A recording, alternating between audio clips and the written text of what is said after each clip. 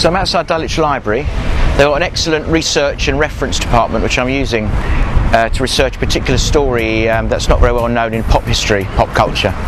It's the story of Tom and his sister Morag Jones. So like the Jewish writer Isaac Bashevis Singer, who had a sister called Esther, she was a better writer than Isaac Singer, but she was locked away in an attic. Well, the same fate befell Tom Jones's sister Morag when they discovered that her singing voice was far superior to Tom's.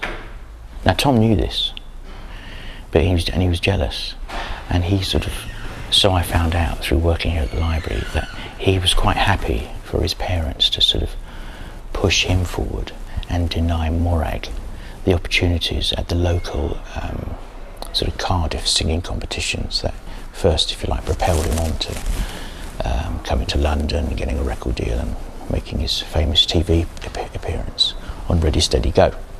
They both went to church, and her voice used to sort of soar, you know, she was known for it, you know, in Cardiff.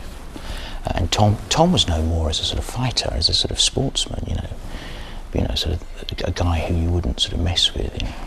They knew that he could sing, but he was more of a belter, you know, he didn't have the refinement of his sister Morag. But he did have sex appeal, you know, and Morag didn't really, you know, she was pretty, but Tom was like all bull, you know.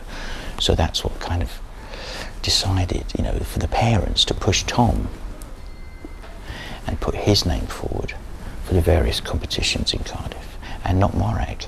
And when Morag tried to enter one or two of the competitions independently, she was denied and she was locked away in an attic, like Isaac Bashevis Singer's sister Esther. And that's what caused her anorexia.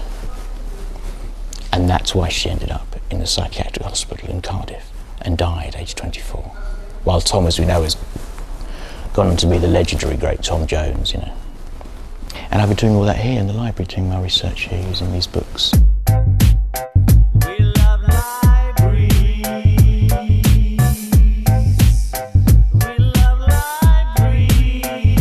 Thanks to Dulwich Library, the story can now come out about Tom and his sister Morag. So this is a picture of Morag, one of the few pictures of Morag I found.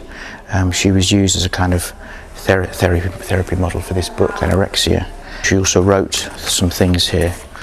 And here's his pointing the finger, who or what is to blame?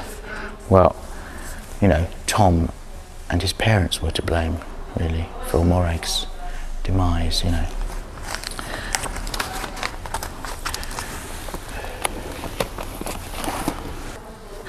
This is a picture of one of Morag's early gigs outside in Cardiff.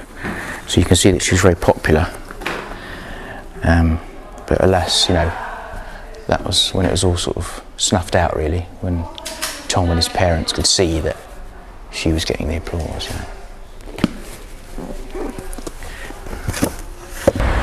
So I can't, you know, study and research all day long, you know, because it's hard work. So I tend to come to the library, and now I'm sort of just off now to have my lunch.